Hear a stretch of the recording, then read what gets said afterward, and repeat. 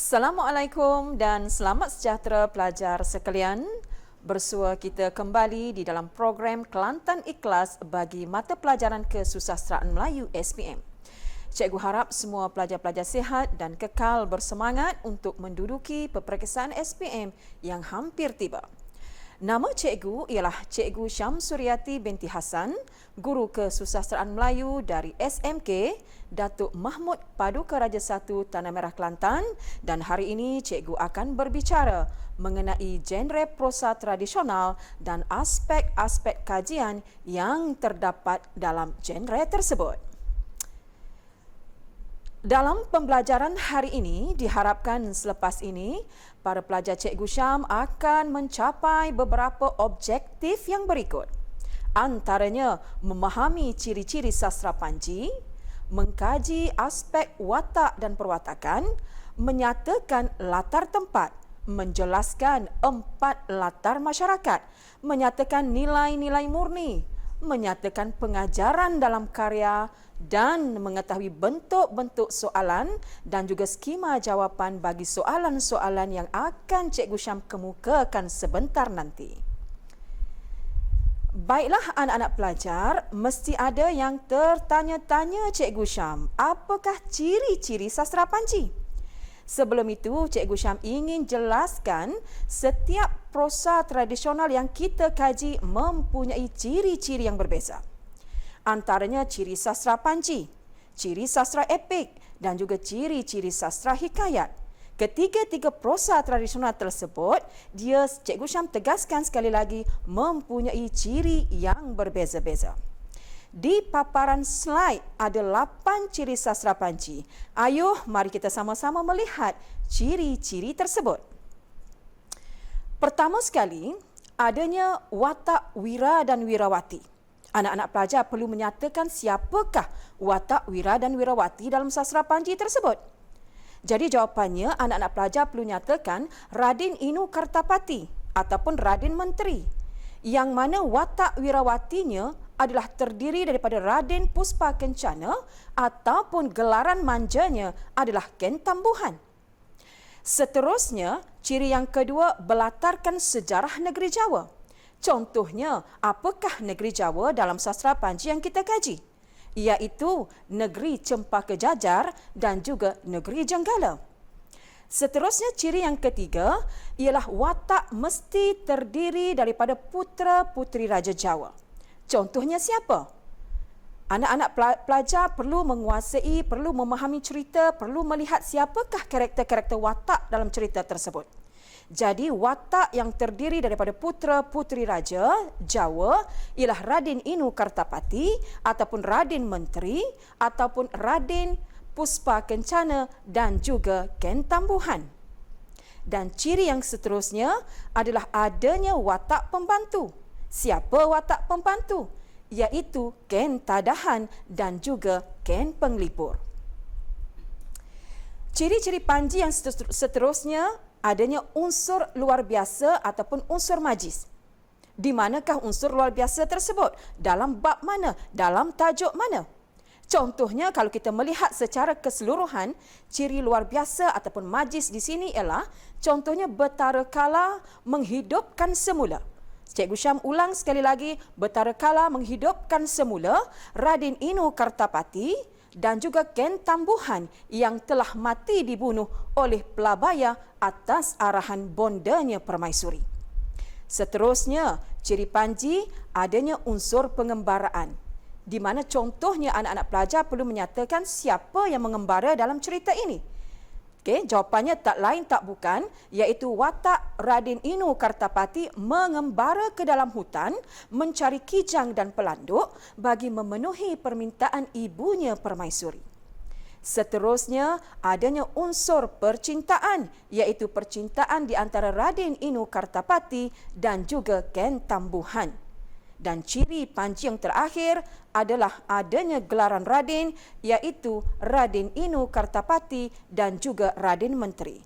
Jadi sekiranya anak-anak pelajar menyatakan kesemua ciri tersebut, maka diperuntukkan markah sekiranya 12 markah, adanya isi, adanya huraian, maka anak-anak pelajar pasti akan mendapat markah penuh sebanyak 12/12 markah.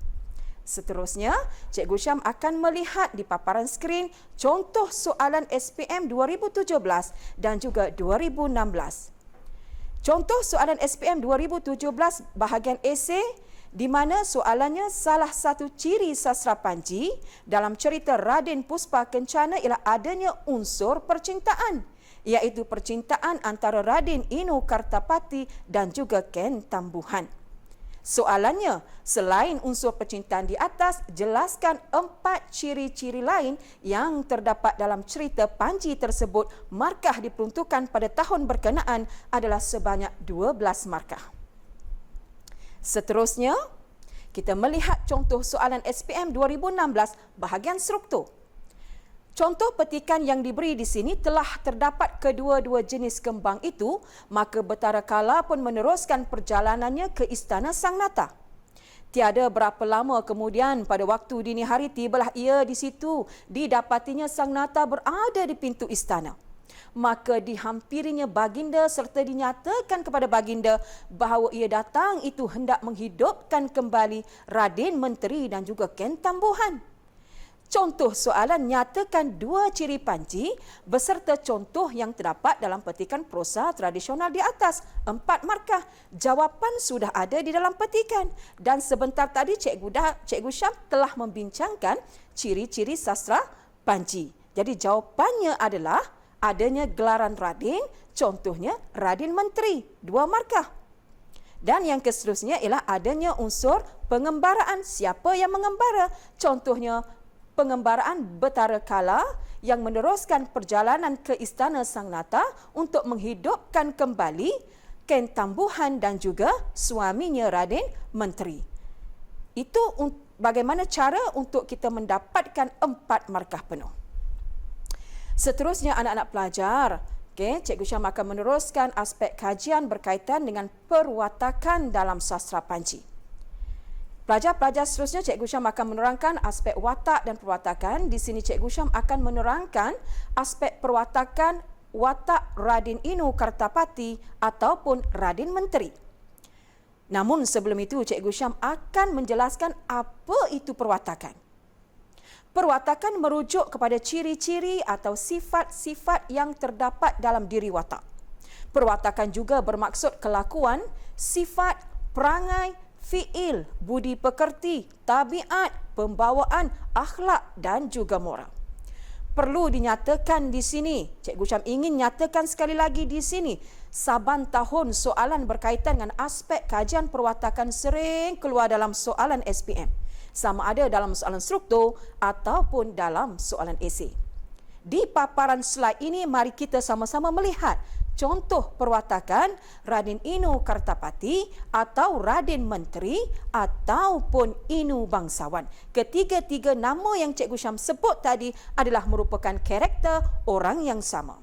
Seterusnya, Cikgu Syam akan kongsikan apakah perwatakan Raden Inu Kartapati ataupun Raden Menteri yang terdapat dalam genre yang kita bincangkan sebentar tadi. Pertama sekali, seorang putera raja. Contohnya, Raden Inu Kartapati ataupun Raden Menteri merupakan anak kepada Sang Nata dan juga Permaisuri. Maknanya, anak-anak nak menulis jawapan untuk aspek kajian perwatakan perlu menyatakan perkataan seorang dan disertakan dengan huraiannya. Seterusnya, perwatakan yang kedua ialah seorang anak tunggal.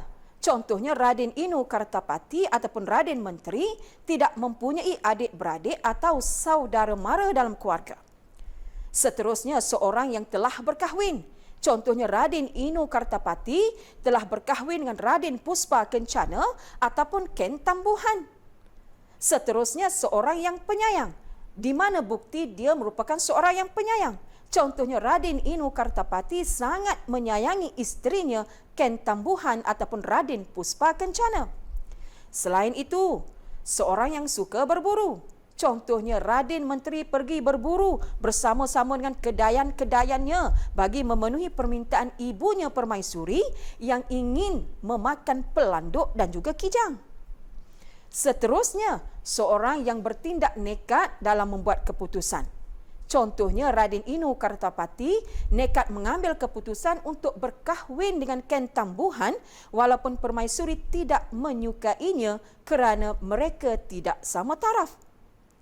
Selain itu, seorang yang rela berkorban, contohnya Raden Inu Kartapati sanggup membunuh dirinya sendiri kerana terlalu menyayangi isterinya Ken Tambuhan. Dan akhir sekali, seorang yang memiliki ilmu kesaktian, contohnya Raden Inu Kartapati berjaya dihidupkan semula dengan bantuan Betara Kala dengan menggunakan dua jenis kembang, iaitu kembang Gandapura dan juga kembang Wijayamala yang diperolehi dari Taman Larangan. Seterusnya, perkara yang ingin Cikgu Syam dedahkan sekali lagi kepada anda, yang ingin Cikgu Syam bincangkan bersama dengan anak-anak pelajar ialah tentang aspek latar tempat yang terdapat dalam sastra Panji. Dan Cikgu Syam menekankan bahawa aspek kajian latar tempat juga merupakan aspek kajian yang sangat popular dan sering dikemukakan dalam soalan SPM yang merangkumi pelbagai genre. Sebelum itu, apakah maksud latar tempat? Anak-anak pelajar mesti faham istilah konsep apa itu latar tempat. Latar tempat adalah merujuk kepada tempat berlakunya sesuatu peristiwa yang terdapat dalam genre yang kita kaji. Dan di paparan slide ditunjukkan beberapa latar tempat dalam genre yang dikaji. Sebelum itu, Cikgu Syam ingin menerangkan cara menulis skrip jawapan pada bahagian esei. Baiklah anak-anak pelajar, cara menulis jawapan bahagian esei mulakan dengan perkataan latar tempat yang terdapat dalam sastra Panji. Contohnya adalah latar tempat Istana Sang Nata, kemudian anak-anak pelajar perlu menyatakan contoh peristiwa. Seterusnya latar tempat di dalam hutan. Contohnya tempat Raden Inu Kartapati bersama dengan kedayan-kedayannya berburu kijang dan pelanduk. Selain itu, latar tempat sungai. Contohnya Raden Inu Kartapati menemui rakit yang dihanyutkan ke sungai dan Raden Inu Kartapati mendapati dalam rakit tersebut adanya mayat isterinya bersama dengan inang-inang pengasuhnya yang telah mati dibunuh. Baiklah anak-anak pelajar, begitulah cara menghasilkan skrip jawapan bagi aspek kajian latar tempat. Anak-anak pelajar perlu menyatakan isi, Cikgu Syam tegaskan sekali lagi, anak-anak pelajar perlu menyatakan isi serta peristiwa-peristiwa yang berlaku khususnya untuk menjawab soalan pada bahagian esei. Pelajar-pelajar sekalian, mari kita melihat pula beberapa aspek kajian berkaitan dengan latar masyarakat yang terdapat dalam genre yang kita kaji. Yang pertama, latar masyarakat yang percaya kepada mimpi. Siapa yang percaya kepada mimpi? Anak-anak boleh rujuk pada tajuk yang pertama dan juga tajuk yang kedua. Di dalam huraian ini, Cikgu Syam tegaskan, latar masyarakat yang percaya kepada mimpi ialah Raden Inu Kartapati dan juga Ken Tambuhan. Berasa sangat gelisah selepas bangun daripada tidur kerana memikirkan apakah takbir mimpi mereka. Seterusnya, latar masyarakat yang terdiri daripada golongan dewa. Siapa golongan dewa itu? Contohnya Betara Guru dan juga Betara Kala. Selain itu, latar masyarakat yang memiliki perasaan simpati, belas kasihan terhadap orang lain. Contohnya, semua dewa-dewa di kayangan berasa sangat belas kasihan melihat keadaan Sang Nata yang berduka cita dengan kematian anandanya Raden Inu Kartapati dan juga Ken Tambuhan. Dan akhir sekali, adanya latar masyarakat golongan istana. Siapa? Iaitu tak lain tak bukan, jawapannya adalah Sang Nata, Permaisuri dan juga Raden Inu Kartapati. Seterusnya, anak-anak pelajar, mari kita sama-sama melihat pula apakah nilai-nilai murni yang terdapat dalam sastra yang kita kaji, dalam genre prosa yang kita kaji. Sebelum itu, apa dia nilai murni? Cikgu Syam terangkan nilai murni adalah nilai-nilai yang baik, yang positif, yang kita pelajari, yang kita fahami. Cikgu Syam ingin ingatkan setiap jawapan pelajar-pelajar mesti disertakan dengan perkataan nilai dan perlu ditambah dengan imbuhan yang sesuai dengan nilai yang diberi. Contohnya Cikgu Syam berikan di sini taat. Maka nilai murninya akan menjadi nilai ketaatan. Dan begitulah seterusnya. Apakah nilai murni dalam genre ini? Di paparan slide Cikgu Syam memberikan 4 contoh nilai murni, iaitu nilai kasih sayang. Contohnya, siapa yang mempunyai nilai kasih sayang tersebut? Iaitu Radin Inu Kartapati amat menyayangi isterinya Ken Tambuhan. Mana buktinya? Di mana Radin Inu Kartapati sanggup membunuh dirinya sendiri setelah mendapati isterinya mati dibunuh. Selain itu, nilai murni ketaatan ataupun kepatuhan. Contohnya, kita boleh ambil karakter watak Pelabaya, di mana Pelabaya patuh pada arahan Permaisuri untuk membunuh Ken Tambuhan. Terdapat juga nilai murni kesabaran, ketabahan. Contohnya, Ken Tambuhan tabah berjalan di dalam hutan kerana mahu bertemu dengan suaminya, Radin Inu Kartapati. Dan akhir sekali, nilai murni bersimpati. Contohnya, semua dewa-dewa di kayangan berasa sangat simpati melihat keadaan Sang Nata yang terlalu berduka cita setelah putera tunggalnya meninggal dunia. Jadi, anak-anak pelajar boleh menyenaraikan lagi nilai-nilai murni yang terdapat dalam genre prosa tradisional, khususnya dalam sastra Panji.